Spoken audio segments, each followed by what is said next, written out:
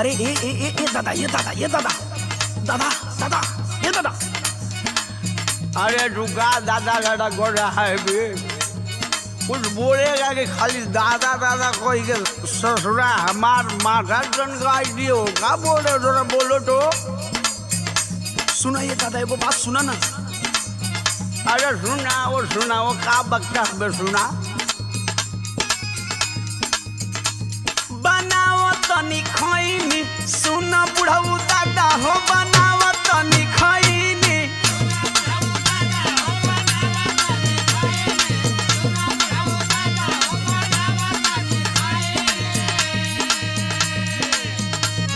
अरे बता तोहर वाली बड़ की चुनौतिया का भयल दे। ए दादा बताई मैं हर ना चुनौती देले धैले बाबे चैनी बनावा तनी खैनी।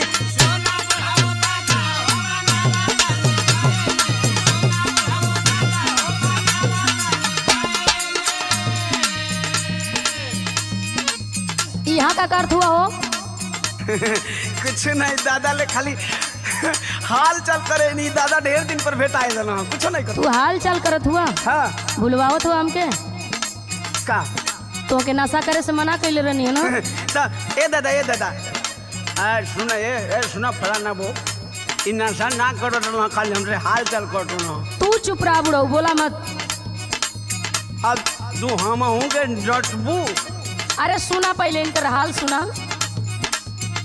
सुना बिगाड़ लिखले दासा करही में नशा हो बिगाड़ लिखले दासा।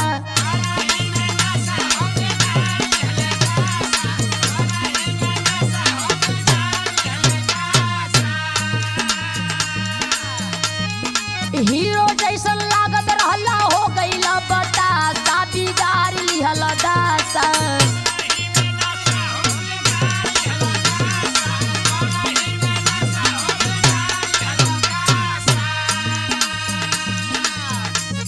आशीर्वाद की मम्मी एगो मजबूरी बताई। अब भूलवावा मत हमके। सुनू का सुनाओ तो बोला। आदत धराई दिहले साथे के संगतिया। अच्छा ये कैसन आदत है जवन छूट ना सकत है?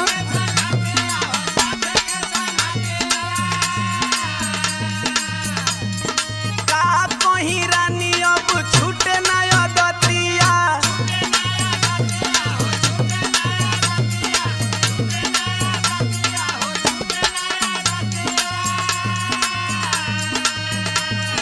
दारू गांजा बिना अब दिन हम भइनी बनावत तनी खैनी।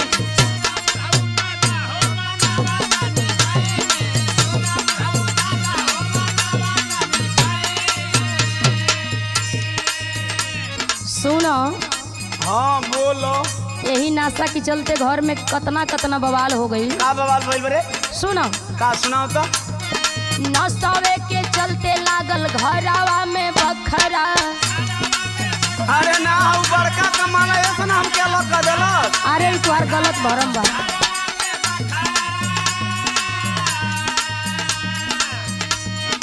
पी के पड़ोस में करावेला तू झगड़ा।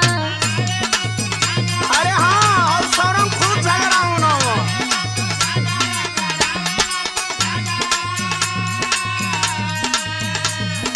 दारू गाजा पी के रोटी करेला तमाशा बिगाड़ लिखल दासा।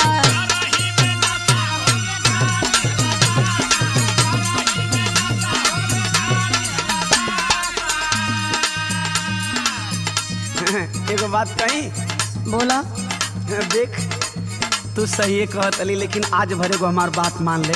कौन बात तहर मानी हो? सुनो सुनावा। आज भर खाए दरानी खाके कहीं क्रिया।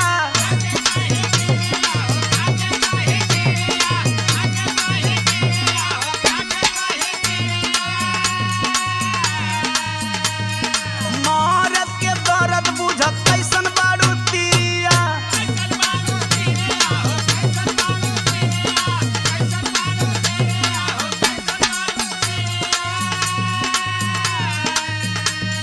तो के खूब हम बढ़िया से जाना तनी। का तू का हुआ या का करेला? अरे सुन भरोसा कर। अरे कतनी बार भरोसा कइले बानी। दे सुन अब ऐसे ना मन भी हम तो के बताव तनी। बतावा। हाथावा दीवानवा तोहरा माथावा पे धइनी बनावा तनी खइनी।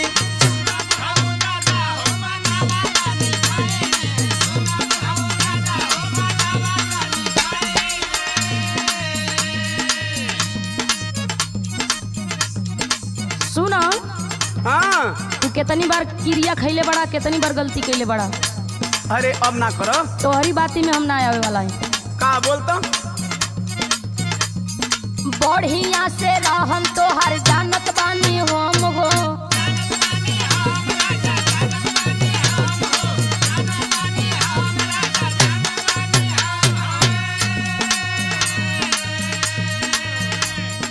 रोजो रोजो खाला तू क्रिया कसम हो।